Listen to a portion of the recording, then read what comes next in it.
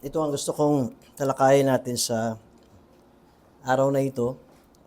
Digress muna ako sa aking covenant lecture. Kung matatandaan natin, ah, ito yung mga tinalakay natin. Although dito sa Old Covenant, makita natin yung God's covenant with Adam, God's covenant with Noah, God's covenant with Abraham, God's covenant with the Israelites. Ito yung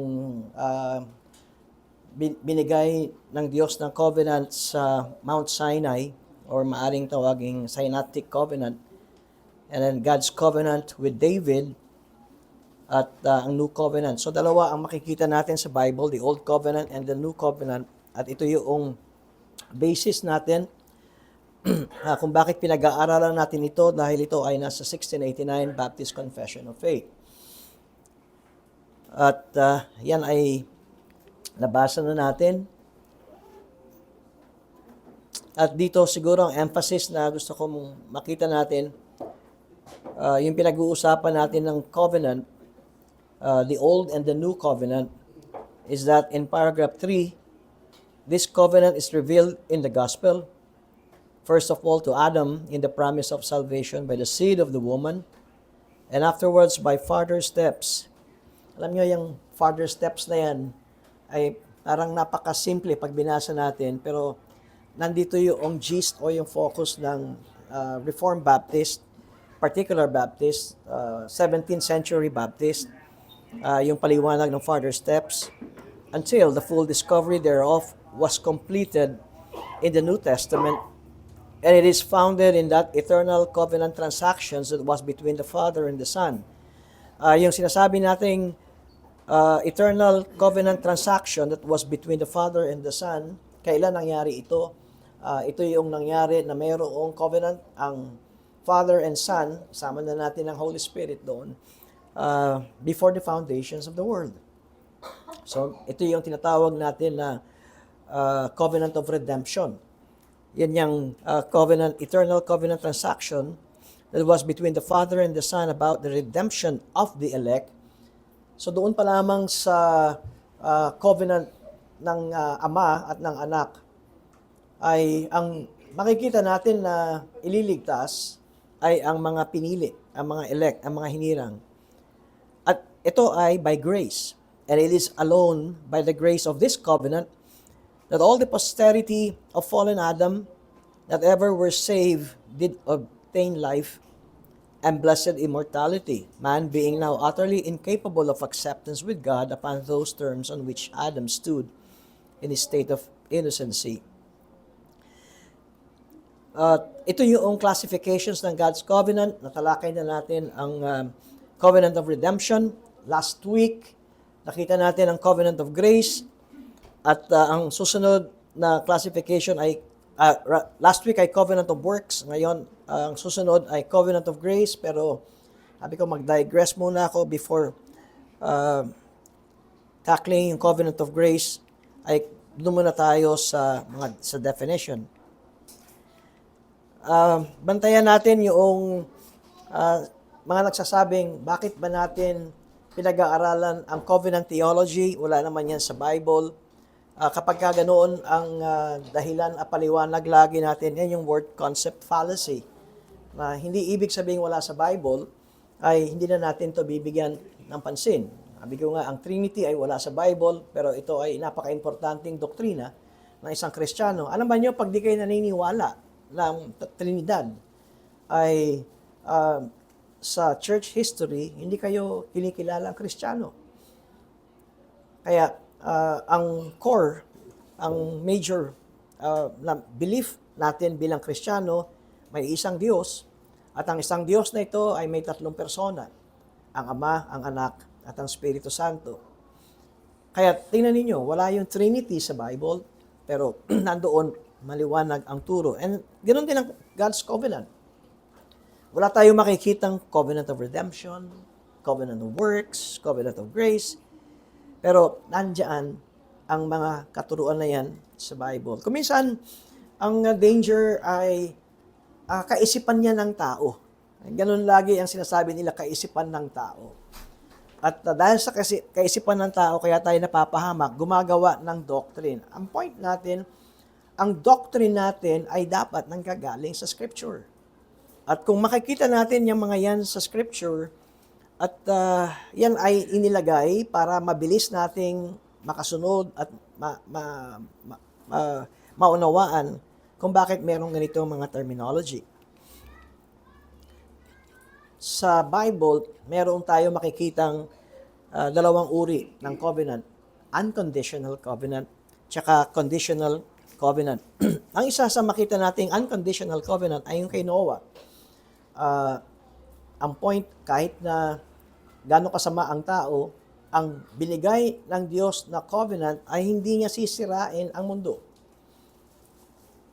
Kahit na ano ang maging kalagayan ng tao. So ito ay tipan ng Diyos na walang kondisyon. At meron ding conditional covenant. Kay Abraham, gusto kong linawin, actually, yung tipan ng Diyos kay Abraham ay dalawa.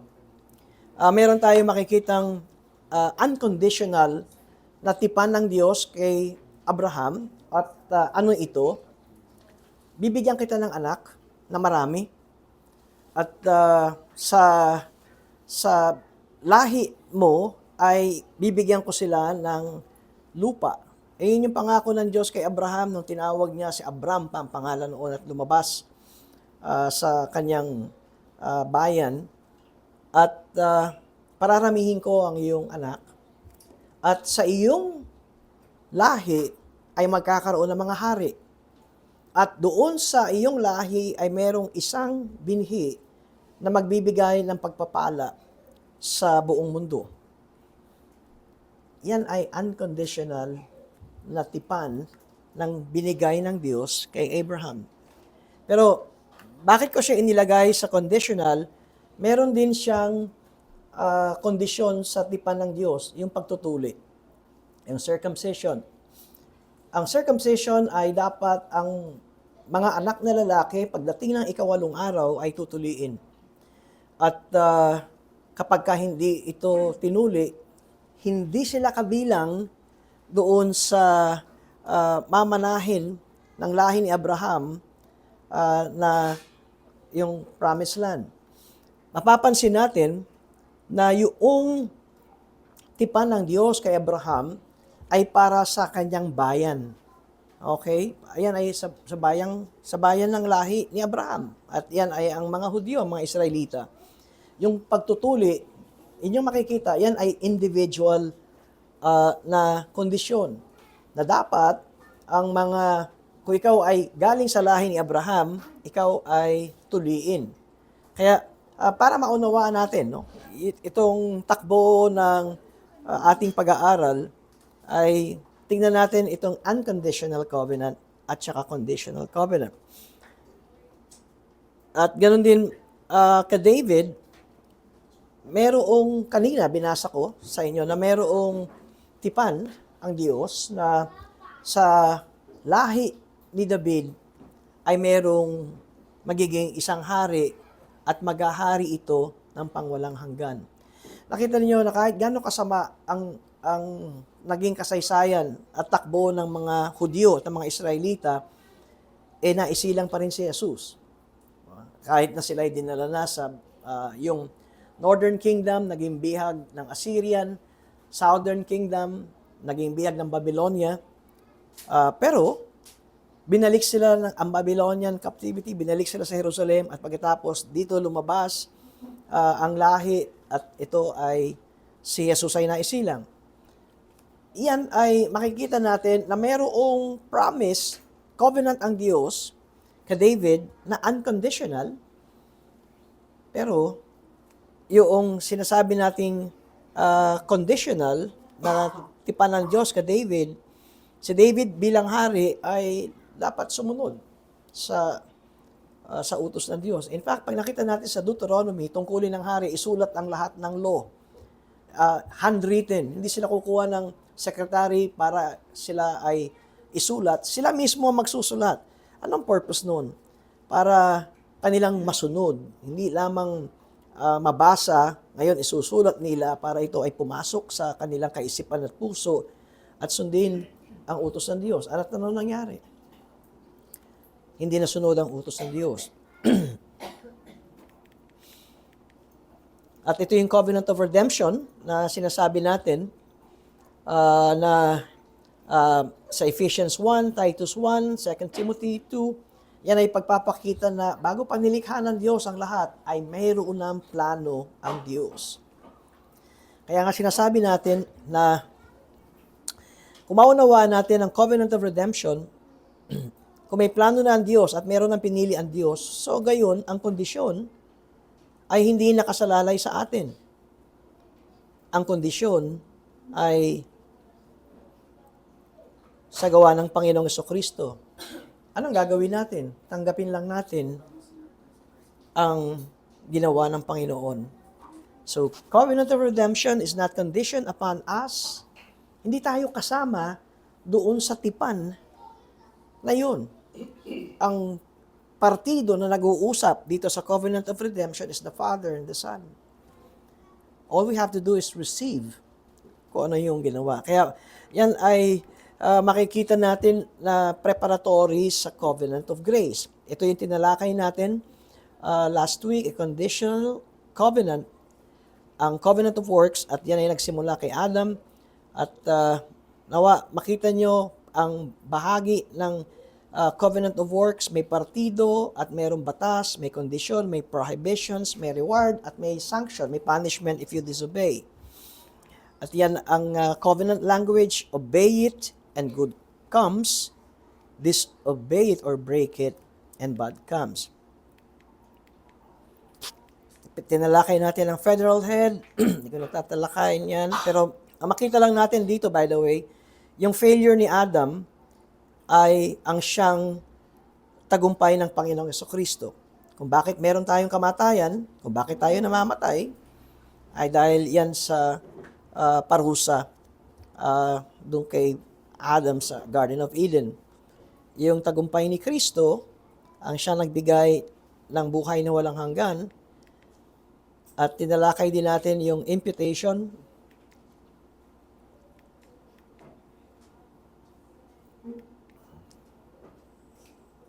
Kaya pag sinabi natin ngayon, the covenant of works, nag-fail si Adam, sa atin ngayon, this has everything to do with the sufficiency of Christ. Kung bakit, maintindihan natin kung bakit meron tayong, kung bakit merong moral law, kung bakit sa panahon ni Moses ay nandoon yung ceremonial law, moral law, and judicial law, dahil yan ang tinupad ng Panginoong Jesucristo. So, hindi lamang isang kautusan o 10 kautusan ang tinupad ng Panginoong Jesucristo, tinupad din niya ang ceremonial law at ang judicial law. At binigyan na rin natin ng pag-aaral ito, at sinasabi natin yung obedience ni Christ ay meron dalawa, the passive and the active. Ang pag narinig nyo yung passive obedience, ang ibig sabihin to, Christ died for our sins. Ngayon, yung active obedience, Christ lived a perfect life. Ngayon, kung masariwa kayo doon sa by imputation, kaya hindi dapat lumalaki ang ulo natin. Kasi, kung paano tayo tignan ng Diyos Ama, ay hindi yung gawa natin, kundi yung gawa ni Kristo. At yung passive obedience at saka yung active obedience ng Panginoong Jesucristo was credited to us. Ayan, alam niyo na yung ginamit nating term na kumbaga kung ikaw ay mayroong ATM sa bangko mo, may naglagay ng halaga sa iyong bank account. Sa atin, paano tayo naging matuwid? Dahil ang katuwiran ng Panginoong Jesucristo was imputed to us. Mahalaga itong turo na ito sapagkat kuminsan ang nangyayari ay kapag ikaw ay nahuhulog sa kasalanan, meron kang issue ng sanctification, right? At dito ka natatakot sa sanctification mo, na laging pinag-uusapan, ang issue natin dito is sanctification. Pero kung naintindihan natin ang foundation na ikaw ay isang anak ng Diyos, and so yung sanctification mo ay hindi dahil sa gawa mo. Okay? Yung sanctification mo ay dahil doon sa active obedience ng Panginoon. Kuminsan, tayo mga reform ay nalilito dito. Para bang ang nangyayari ay ligtas na tayo at dapat ay, ano ba yung term? Sinasabi, without holiness, no one will see the Lord. Kaya, naitatanim sa atin, kinakailangan ayusin mo ngayong sanctification because maaaring hindi mo makita ang Panginoon. Teka muna, doon tayo sa simula. Kung ikaw ay Kristiyano, kung ikaw ay pinili ng Diyos, kailan ka pinili ng Diyos? Bago nilikha ang langit at lupa, right? Tapos dumating si Kristo, at bakit kinakailangan dumating si Kristo? Para iligtas at tubusin ang mga pinili ng Diyos doon sa covenant of redemption bago pa nilikha ang langit at lupa. Kaya, pag nakikita natin ang takbo ng kasaysayan, talagang tumatakbo tayo ayon sa plano ng Diyos. At kung sinasabi mong ikaw ay isang Kristiyano, kung gayon, kabilang ka sa elect, at kung kabilang ka sa elect, namatay si Kristo para sa iyo, ang kasalanan mo, binayaran ni Jesus, ngayon, yung obedience ni Jesus, yung kanyang katuwiran, ang siyang inilagay sa iyo. Kaya nga, binalo tayo ng kanyang katuwiran. Meron tayong inaawit, His robe, ano yun sa ano? For mine, His robe, for mine. Ano ba sa Tagalog yun? Sa kasuutan. Yung katuwiran ni Jesucristo ang siyang ibinalot sa atin. Kaya kung ikaw ay anak ng Diyos, perpekto ka ba? Hindi. Nahuhulog ka ba sa kasalanan? Oo. Pero kung ikaw ay anak ng Diyos, ang katuwiran ng Panginoong Jesucristo ang nakabalot sa iyo.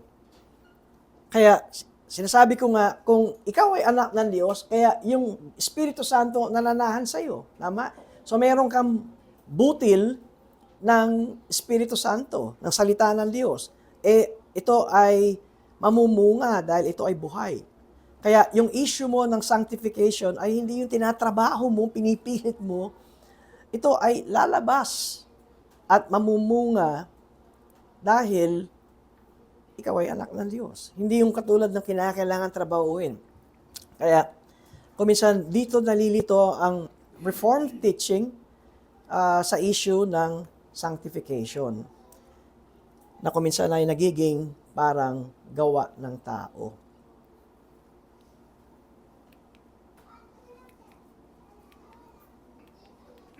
Ito ang ating tatalakayin ngayon. Dumula tayo sa tanong, what is a covenant?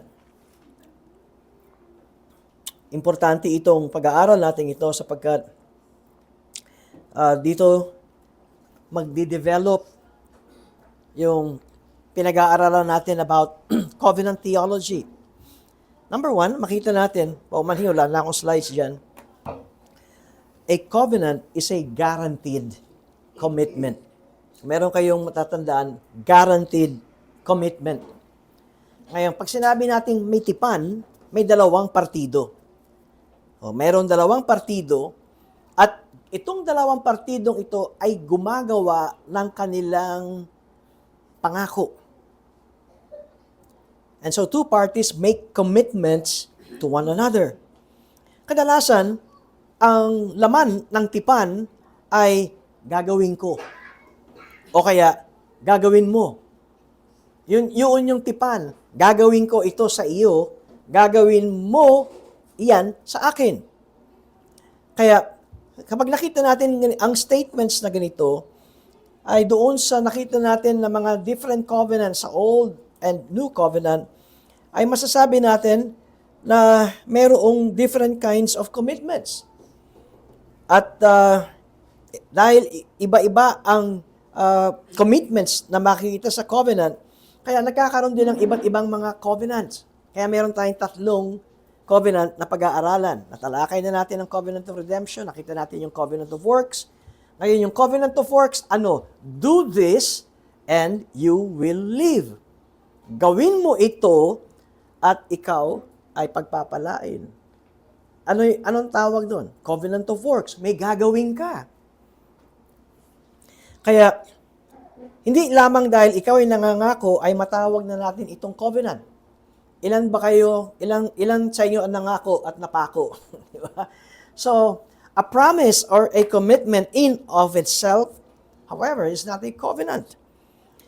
Para maging talagang covenant ito, yung pinag-aarating covenant theology, dapat may sanctions. Ano ba yung sanctions?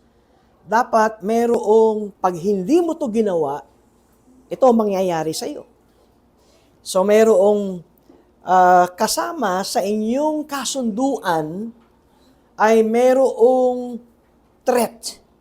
Kapag hindi mo ito ginawa, ito ang mangyayari sa iyo o ito ang mangyayari sa akin kapag hindi ko ito ginawa. Yan, nakita niyo ang covenant. Dahil kung walang sanction o kung walang threat o kung walang punishment o kung walang parusa, kung ikaw ay covenant breaker, hindi ito magiging legal na covenant. Kaya masasabi natin na ang covenant will only be a formal covenant or a legal covenant kapag mayroong commitment na if I will not do this, meron akong parusa na mararanasan. At sa covenant lagi na pinag-aaral natin, ang Diyos ang isa sa partido. Kaya tingnan natin itong kahalagahan na ito. Sa ating chapter 7 ng 1689 Baptist Confession of Faith, hindi na kinakailangan actually ng Diyos na makipagtipan sa tao. Pero merong kahalagahan itong teaching na ito sa atin dahil kung gagamitin natin ang Diyos ang manlilikha, tayong nilikha, otomatiko tungkulin na natin sumunod sa Kanya dahil siya ang ating manlilikha. Pero kapag pumasok ang covenant o ang tipan, yan ay ginamit sa English natin condescension.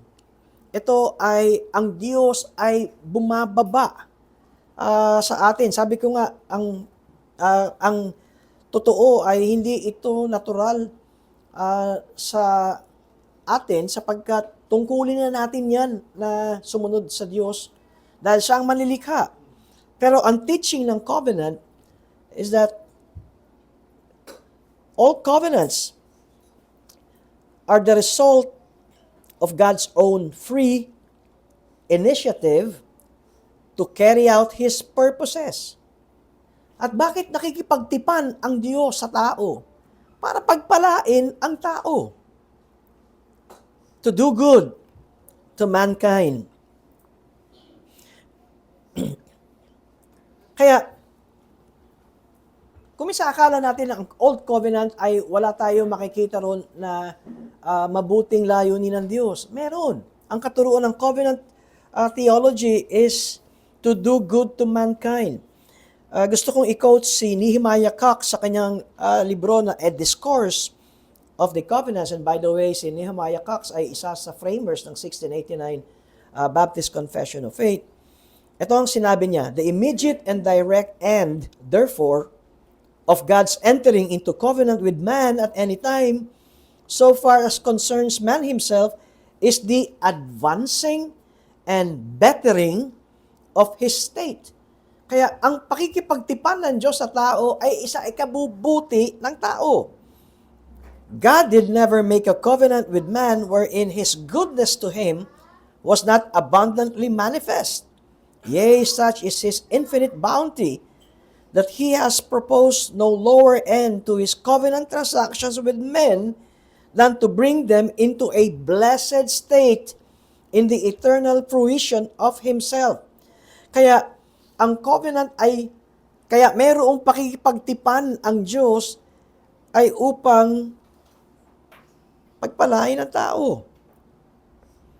Kanina nabanggit natin na ang Diyos ang siyang gumagawa ng tipan, of course, dahil siya ang manlilikha. God imposes His covenants on man at ang Diyos din na nagdidetermina kung ano ang dapat gawin ng kanyang katipan. Pero nawa makita natin na itong tipan ng Diyos na ito ay matatawag nating a gracious act of God. Yung pagpapakumbaba o pagbababa ng Diyos para makipagtipan sa tao. Sabi ko nga, hindi na kinakailangan ng Diyos na gumawa ng tipan sa tao kasi siya na ang may-ari ng lahat. At siya ang Diyos na dapat ang tao ay talagang sumunod. Pero ang ginagawa sa pag-aaral natin, ang Diyos ay bumababa at nakikipagtipan sa tao.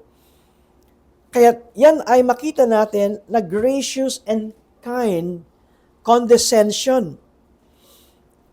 Every covenant, doon sa Old Covenant na nakita natin, every covenant provides blessings and benefits for man that would otherwise be unavailable by nature.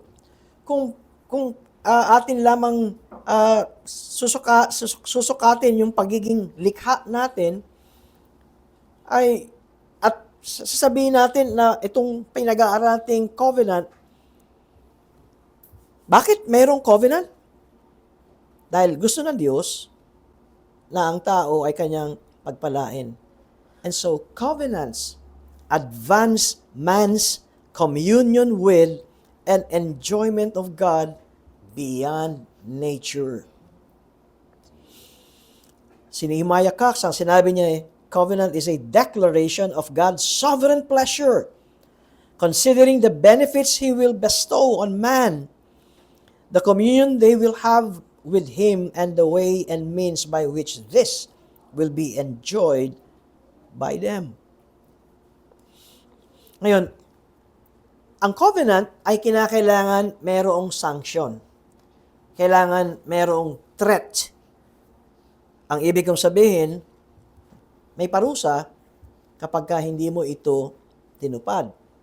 Kaya, sa definition ng covenant ay meron din tayong tinatawag na covenant sanctions.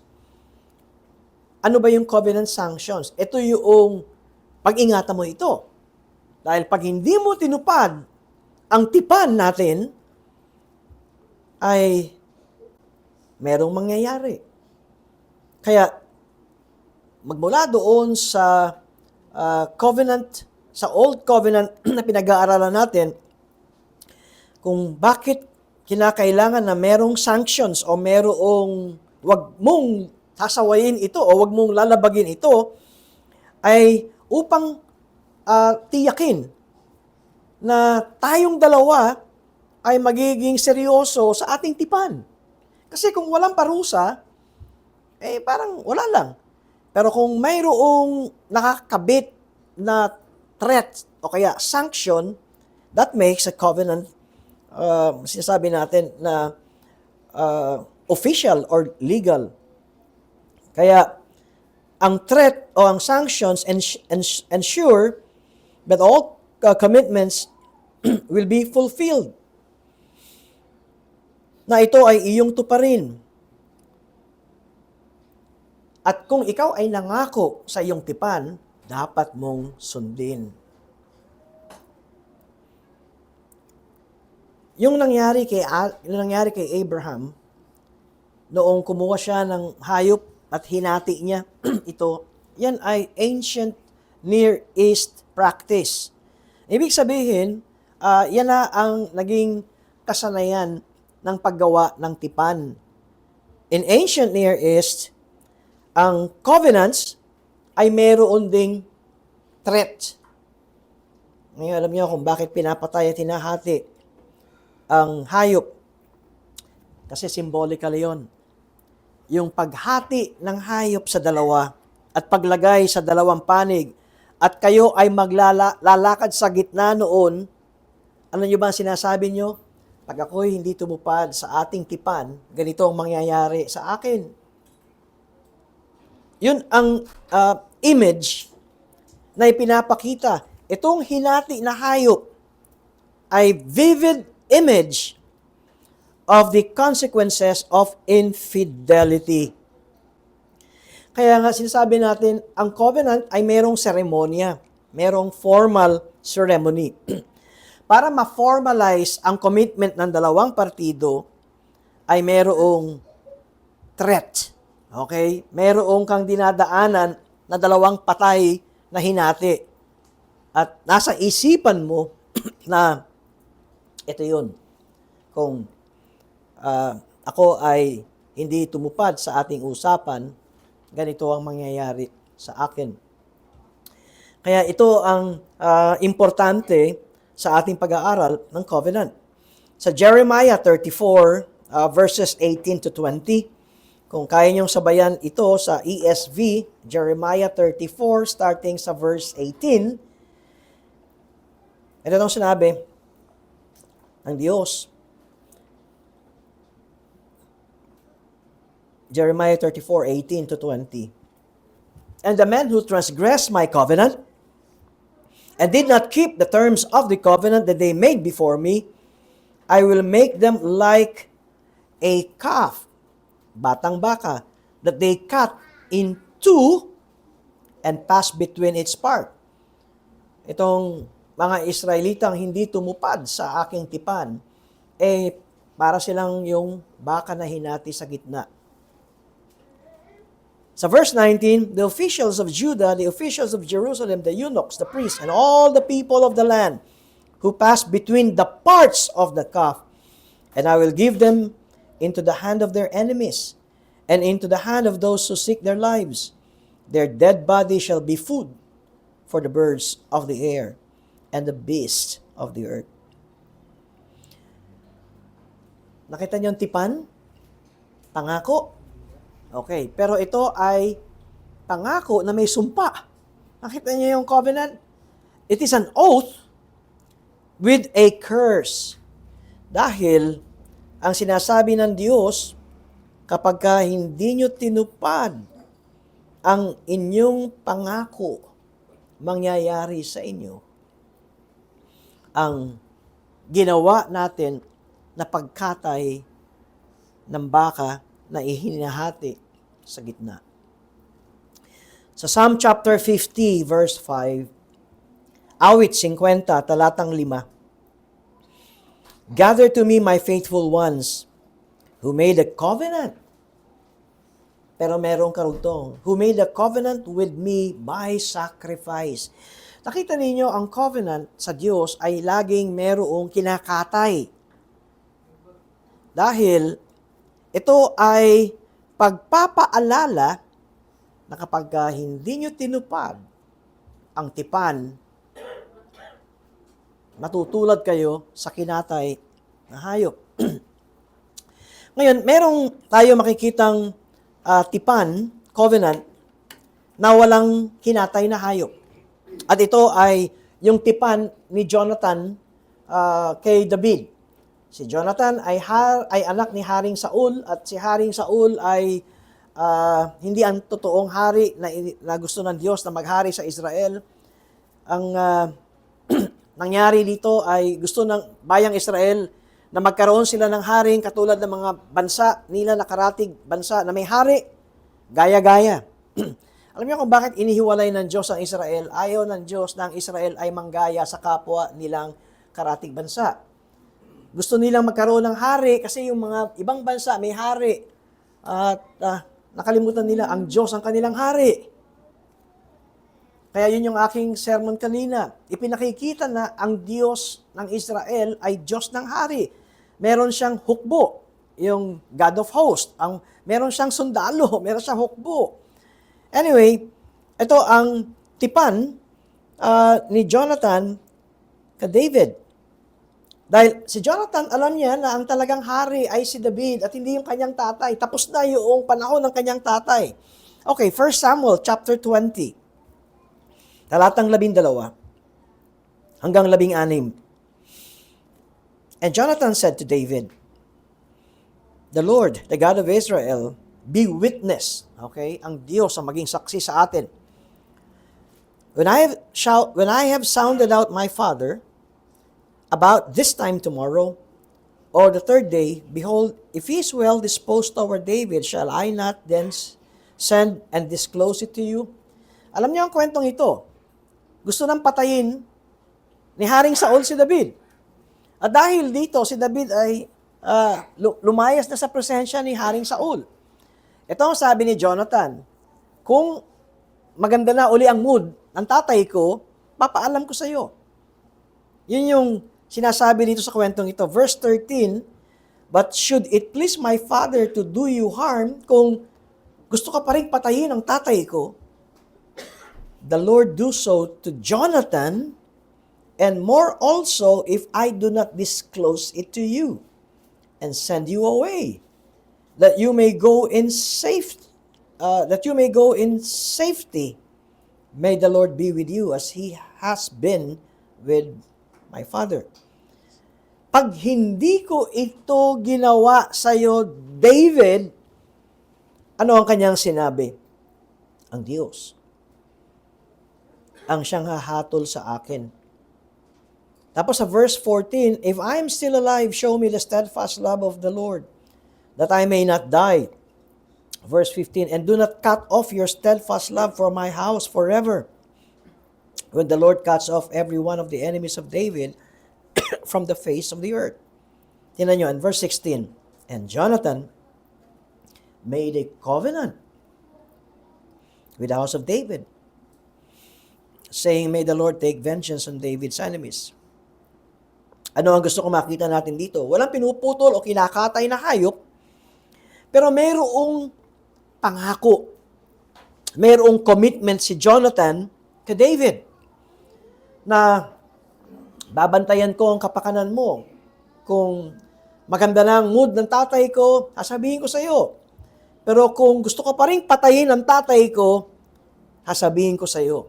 Pag di ko sinabi sa iyo ito, gawin ng Diyos ang parusa na para sa akin. Kaya tingnan ninyo itong summary statement sa verse 16, and Jonathan made a covenant with the house of David. Una, nandun yung commitment ni Jonathan. Number 2, nandun yung sanction. Nandun yung parusa kung di gagawin ni Jonathan yung kanyang commitment na babantayan at aalagaan at pagpapalayan niya si David. At itong sinabi ni Jonathan, ang Diyos ang saksi sa atin. Sumpahin ako ng Diyos kapag ako naging dahilan ng iyong kamatayan. Walang hinating hayop, di ba? Pero merong sanction, merong threat, merong kapalit kung ito ay hindi ko gagawin para sa iyong kabutihan. Anong tawag doon? Oath-bound commitment. Yun. Nakita niyo ito? Hindi lang yan binabasa, mga kapatid, at display. Ang tawag natin dyan, yan ang ating tipan. Bakit ba meron tayong tipan? Nakita niyo, nung dati, wala naman tayong, kung kayo Katoliko, meron ba tayong binabasa ganyan? Wala. No, kung charismatic, wala rin kaming ganyan. Pero bakit tayo may tipan? Saan galing yun? Kaya, basahin ito ng basahin. Hindi yan display. Ito ang tipan natin sa isa't isa. Ito ang tipan natin sa Diyos. Hanggang ngayon, nababasa ko pa rin ito eh. Doon sa may second paragraph, kami ay kikilos at mananalangin para sa pagkakaisa ng Espiritu sa buklod ng kapayapaan. Ipadarama namin sa isa't isa ang aming pagmamalasakit at pag-iingat. Matyaga kaming magpapaalalahanan at kung kinakailangan ay mamamanhik ng may pagmamahalan bilang magkakapatid.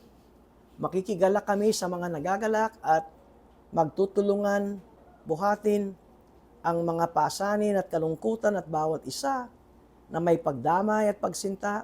Third paragraph, kaugnay nito, hindi namin tatalikuran ang pagtitipon ng iglesia ni kaliligtaang manalangin para sa aming sarili at sa aming kapwa magtutulungan kami para sa pagpapatuloy ng ministeryo ng iglesyang ito at sa pagtataguyod ng pagsamba, mga ordinansa, disiplina, at mga doktrina nito bilang mabubuting katiwala ng iba't ibang biyaya ng Diyos. Gagamitin namin ang aming mga kaloob para sa isa't isa at maglilingkod gamit ang kalakasang nagmumula sa Diyos.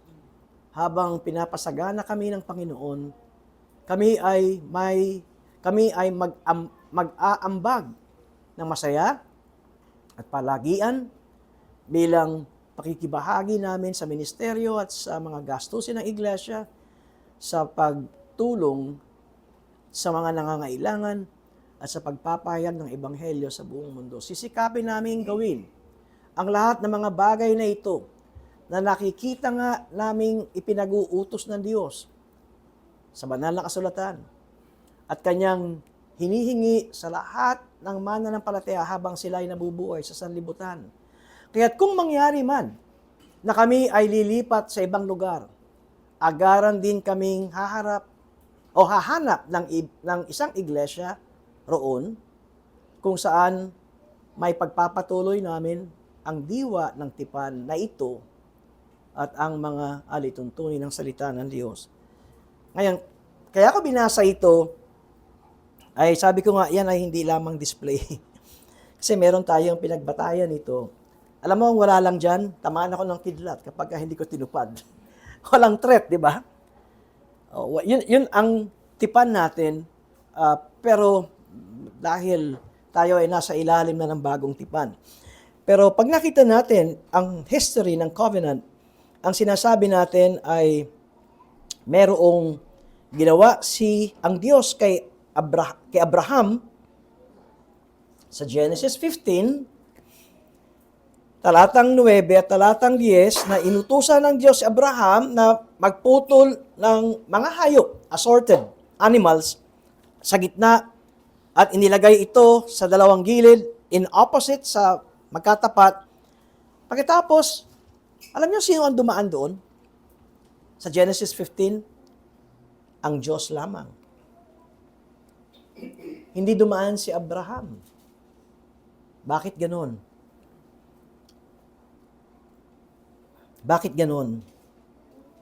Sinasabi ng Diyos, Abraham, kung hindi ko pararamihin ang iyong lahi, kung hindi ko ibibigay ang pinangako ko sa iyong promised land, kung hindi ka magkakaroon ng mga hari sa lahi mo, at kung hindi ka magkakaroon ng binhi mo na magiging pagpapala sa buong bansa, nakikita mo tong hayop na nasa gitna, yan ang mangyayari sa akin. Yan ang pangako ng Diyos kay Abraham. So God took the death oath upon himself as God passed through those hubs in theophany.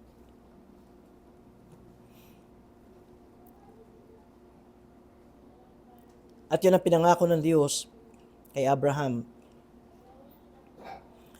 Kaya, standard yung threat, yung hatol sa paggagawa ng tipan. Yung covenant of works na tinalakay natin, dalawa yan, covenant of works tsaka ang covenant of grace.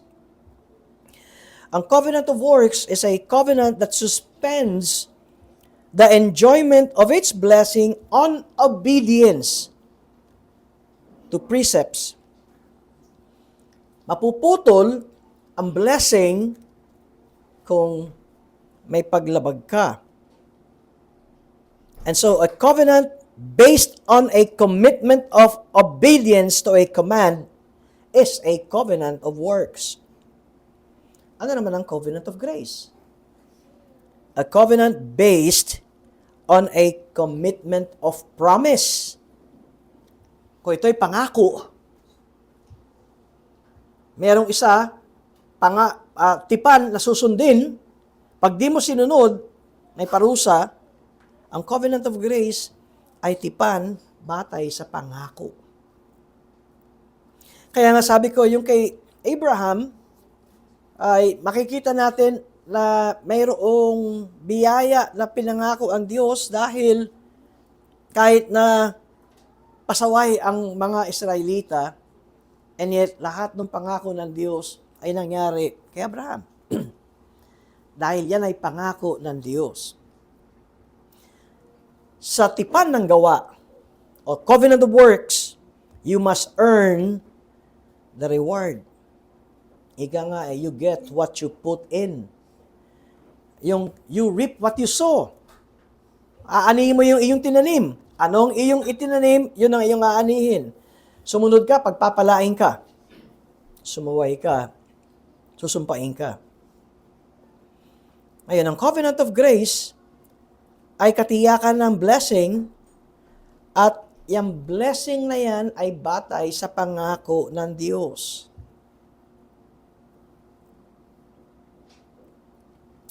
Kaya nung sinabi ni Apostle Paul sa Romans 11 verse 6, "But if it is by grace, it is no longer on the basis of works.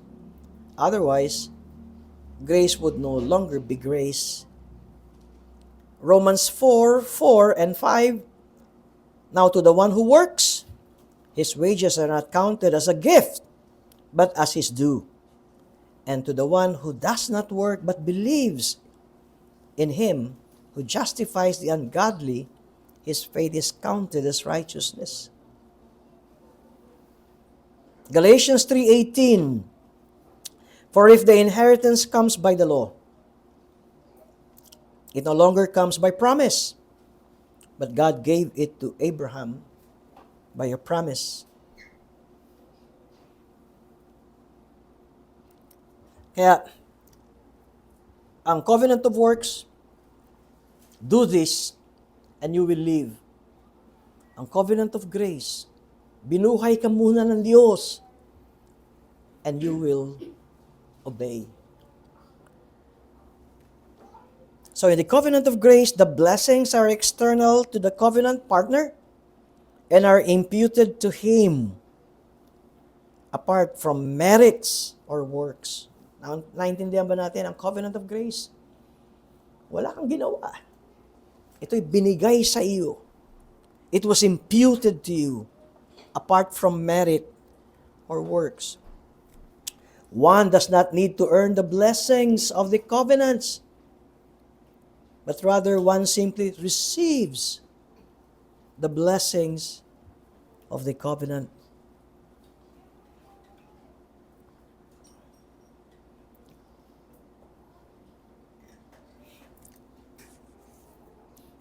And nawa, makita natin ang kaibahan ng covenant of grace saka ng covenant of works. A promise, what makes a promise a covenant? In the formal sense is when the party promising to bestow blessing is also the party who claims responsibility and liability for any failure. Yan ang pinagkaiba ng covenant of grace sa covenant of works.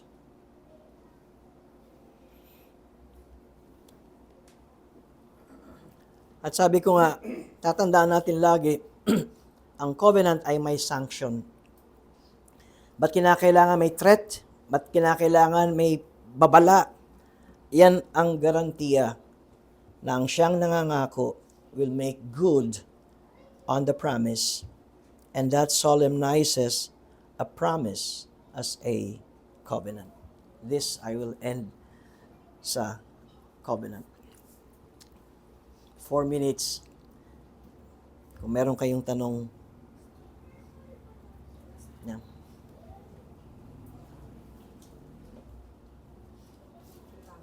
Yung bang covenant of grace natin ngayon? Yung bang covenant of grace natin?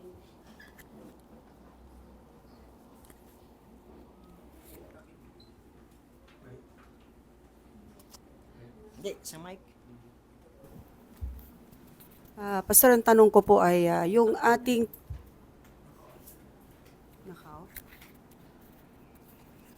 Yeah, okay. Main question? Yes, Pastor, yung ating covenant of grace sa ngayon, yan ba'y because of that ba na nabaliwala na yung covenant of works na siyang ginagamit ng bansang Israel?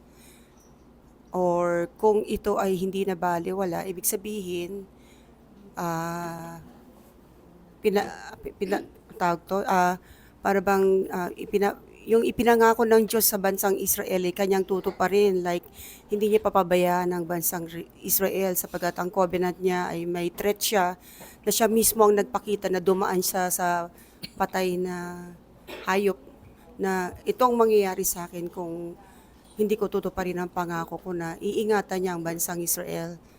Ayun.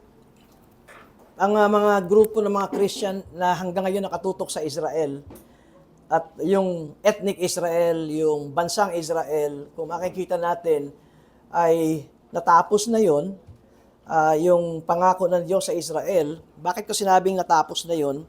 Dahil nakuha nila yung promised land. Okay? At merong tinatawag na promise ang Diyos na totoong Israel. Kung mapapansin natin, sinabi ni Jesus doon sa mga nagmamalaking si Abraham ang aming ama. Ang sabi ni Jesus, kung si Abraham ang inyong ama, dapat sinusunod nyo yung ginawa ni Abraham. Bakit nyo gustong patayin? Hindi si Abraham ang inyong ama. Ang inyong ama ay yung mamamatay tao. Ang inyong ama ay ang demonyo. Pero ang kausap ni Jesus ay mga totoong Hudyo. Okay? So, gusto natin makita na ang turo ngayon sa atin ay yung pangako at yung pananampalataya ni Abraham ang siyang naging sukatan kung sino talaga ang totoong lahi ni Abraham. Ito ang mga tao na sumampalataya sa Diyos katulad ng si Abraham ay sumampalataya doon sa sinabi ng Diyos na nakita mo yung bituin kung gaano karami, yung buhangin kung gaano karami, kung kaya mong bilangin yan, ganun karami ang iyong magiging salinlahi. At ang sabi doon, and Abraham believed God, and it was accredited to him as righteousness.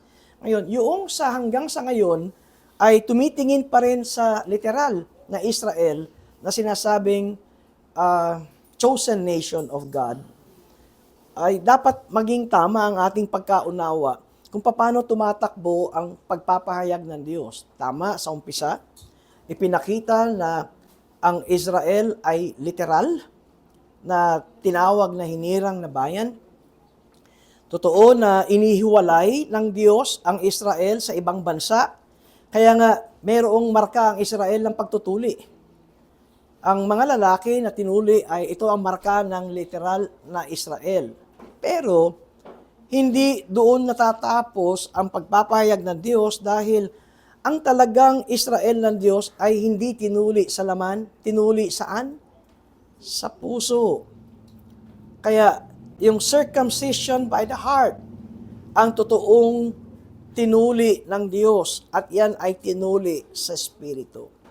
Kaya, paumanhin doon sa mga Kristiyanong hanggang sa ngayon ay nakabantay sa Israel dahil mali na ang kanilang focus. Pero kung tanong, may maliligtas ba ng mga Israelita? Oo.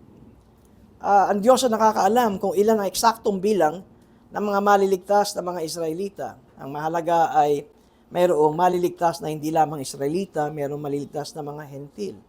At sinabi ni Pablo na ang totoong espiritual na Israel ay binubuo ng mga Hudyo at ng mga Hentil na mga mananampalataya.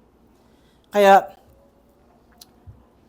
magandang panoorin kung babantayan ng Israel. Pero hindi nangako ang Diyos na ang kaligtasan ng bayang Israel ay kanyang ipinangako. Natapos na yon. Ang totoong masasabi nating Israel ay si Jesus. Siya ang kaganapan ng failure ng Israel dahil nga kay Adan. Question? May tanong po si Brother Ralph via Facebook Live. If there is a covenant breaker, does it mean na mawawala ang bisa ng covenant nila? Anong nawawalang bisa? Yung? Covenant, kapag covenant breaker. Pag covenant by? breaker. Yan. Okay, dalawa nga. Nakita natin na yung sa Old Covenant, mayroong silang do this and you will live. So yung covenant breakers ay ang blessing ng Diyos ay mawawala dahil sila ay nasa ilalim ng covenant of works.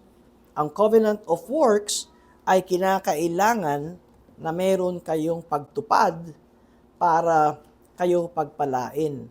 Ngayon, ang mga Kristiyano na totoo ay hindi na nasa ilalim ng covenant of works dahil kay Hesukristo ang tumupad. Kaya nga, importante na makita natin na si Jesus ay naging masunurin hanggang sa wakas.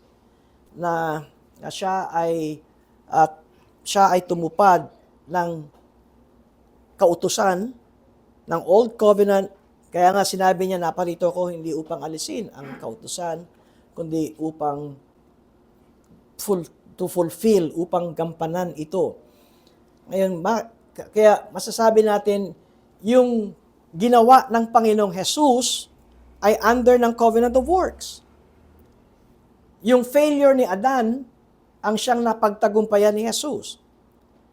Ang gagawin lamang natin ay tanggapin ang ginawa ng Panginoong Jesus.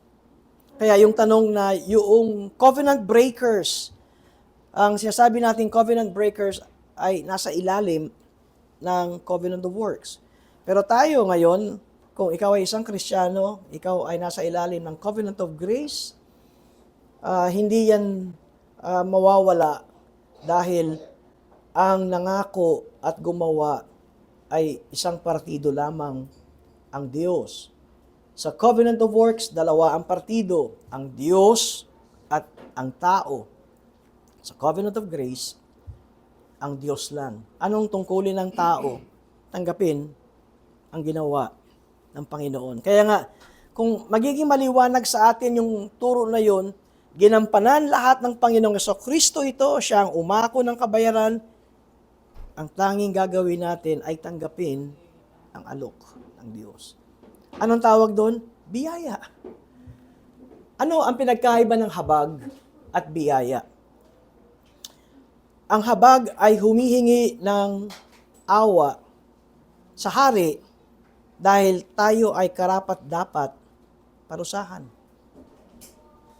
Kinahabagan tayo, sabihin hindi tayo hinatulan ng kamatayan.